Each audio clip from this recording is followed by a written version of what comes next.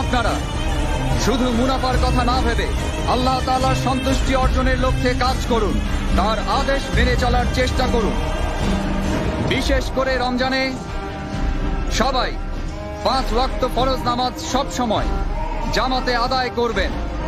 তারাবির সময় সাম্রাজ্যের নিরাপত্তা প্রহরী ছাড়া বাদ বাকি সবাই এশার নামাজ পড়ার পর দোকান খুলে না বসে রমজানের রহমত অর্জন করার জন্য তারাবির নামাজ পড়তে যাবেন।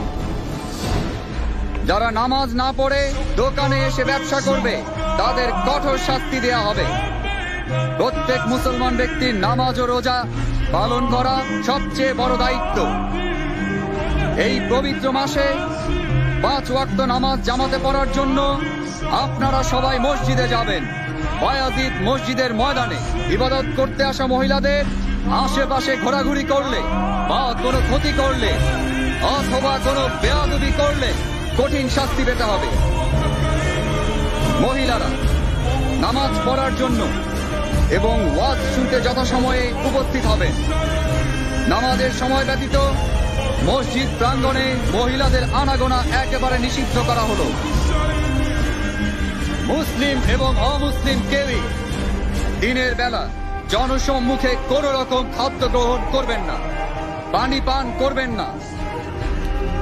রাতের বেলা বিনা প্রয়োজনে ঘোরাঘুরি করা একেবারে নিষেধ।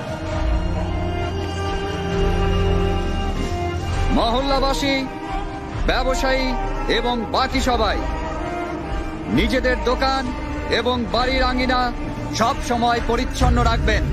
নিজের আশেপাশের পরিবেশ পরিচ্ছন্ন রাখার পাশাপাশি নিজেরাও পরিষ্কার পরিচ্ছন্ন থাকবেন। কাউকে বিরক্ত করা অথবা একে অন্যের ক্ষতি করা থেকে সবাই বিরত থাকবেন। যদি কেউ মহান আল্লাহ তাআলার আদেশ বিরোধী কাজ করেন, বাদশার জারিকৃত ফরমানের সত্ত্বেও কোনো অবৈধ কাজ করেন, তাকে যথোচিত শাস্তি দেয়া হবে। ধর্ম, শিষ্টাচার, নিষ্ঠা ছেড়ে যারা অভদ্র বা অন্যায় আচরণ করবেন এবং যারা মহান আল্লাহর হুকুম ছেড়ে হালাল ও হারামে কোন রকম ভেদাভেদ না করে জনসম্মুখে খাদ্য গ্রহণ করবেন, তাদেরকে গ্রেফতার করে আইন অনুযায়ী শাস্তি প্রদান করা হবে।